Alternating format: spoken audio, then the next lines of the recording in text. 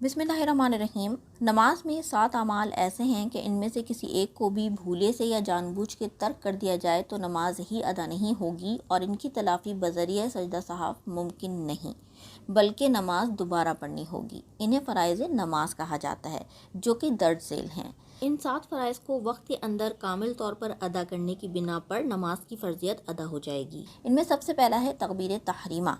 दर हकीकत तकबीर तहरीमा यानी तकबीर ऊला शराइत नमाज में से है, मगर नमाज के अफ़ाल से बिल्कुल मिली हुई है, इसलिए इसे नमाज के फ़राइज़ में भी शुमार किया गया है। जिन नमाज़ों में क़याम फ़र्ज़ है उनमें तकबीर तहरीमा के लिए क़याम फ़र्ज़ है, तो अगर बैठकर अल्लाहु अकबर कहा फिर खड़ा हो गया, नमाज ही शुरू नहीं होगी। यूं ही लफ्ज़ अल्लाह को आल्ला या अकबर को अकबर या अकबार कहा तो नमाज शुरू नहीं होगी, चुनांचा दुरुस्त अदायगी को यकीनी बनाएं। दूसरे नंबर पे है क़याम। पूरा क़याम यह है कि सीधे खड़े हों और कमी की जानिब क़याम की हद यह है कि हाथ बढ़ाएं तो घुटनों तक ना पहुँचें। क़याम इतनी देर तक है जितनी देर तक क़िराअत है, यानी बक़द्र क़िराअत फ़र्ज़ क़याम फ़र्ज़, बक़द्र वाजिब वाजिब, बक़द्र सुन्नत सुन्नत। क़िराअत व क़याम का वाजिब और सुन्नत होना इस माना में है कि इसके तर्क पर तर्क वाजिब और सुन्नत का हुक्म दिया जाएगा, वरना जितनी देर क़याम किया और जो कुछ क़िराअत की सब फ़र्ज़ ही हैं, फ़र्ज़ का सवाब मिलेगा। फ़र्ज़, वितर, ईदैन और सुन्नत फजर में क़याम फ़र्ज़ है। अगर बिला उज़्र सही कोई ये नमाज़ें बैठ के अदा करेगा तो अदा ही नहीं होंगी। और बस औक़ात ऐसा होता है कि खड़े होने में थोड़ी सी तकलीफ़ हुई तो ये उज़्र हो गया, ऐसा नहीं है, बल्कि क़याम उस वक्त साक़ित होगा कि अगर इंसान खड़ा ही ना हो सके, या अगर खड़ा हो तो सजदा ना कर सके, या खड़े होने की बिना पर तहारत ज़ाइल हो जाती है। यूँ ही खड़ा अगर होगा तो उसका मर्ज़ बहुत देर में सही होगा या मर्ज़ बढ़ जाएगा या नाकाबिल बर्दाश्त तकलीफ़ होगी, तो ऐसी सूरतों में बैठकर नमाज अदा कर ले। यूँ ही अगर बैसाखी है, दीवार पर टेक लगाकर खड़ा होना मुमकिन है, तो फ़र्ज़ है कि खड़ा होकर इस तरह नमाज पढ़े। अगर सिर्फ इतना खड़ा होना मुमकिन है कि खड़े खड़े तकबीर तहरीमा कही जा सकती है, तो फ़र्ज़ है कि खड़ा होकर अल्लाहु अकबर कहे, और अब खड़ा हो रहना जब मुमकिन नहीं है तो बैठ जाए। मुख्तसर ये कि उज़्र की बिना पर भी जिस हद तक क़याम कर सकता है उतना क़याम फ़र्ज़ है, बाकी मक़दार माफ़ है।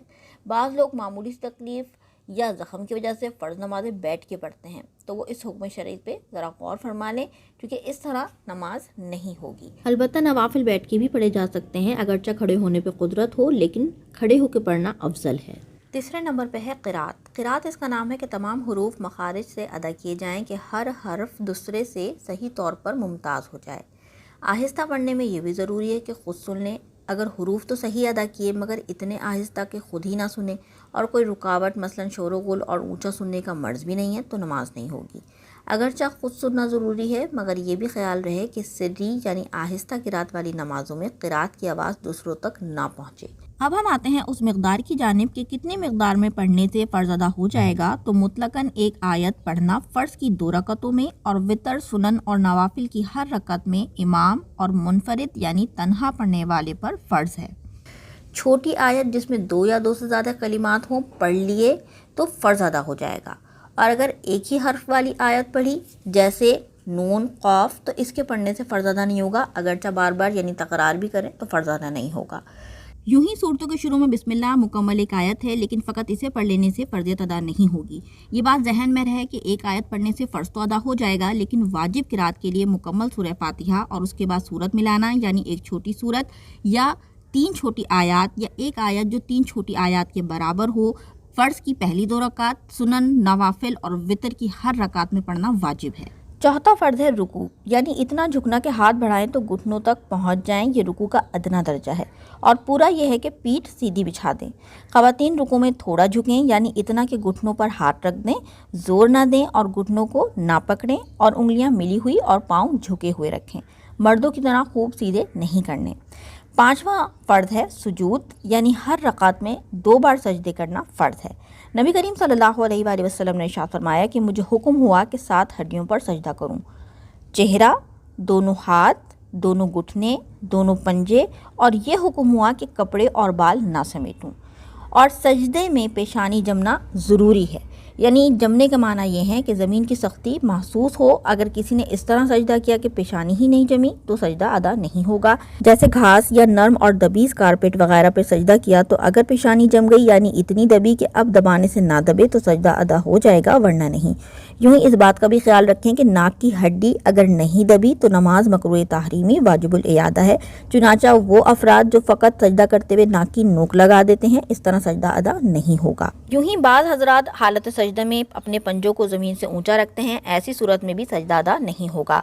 چھٹا فرض ہے قاعدہ اخیرہ، یعنی نماز کی رکعتیں پوری کرنے کے بعد اتنی دیر تک بیٹھنا کہ پوری تشہد یعنی پوری التحیات عبدہ و رسولہ تک پڑھ لی جائے. یہ فرض ہے.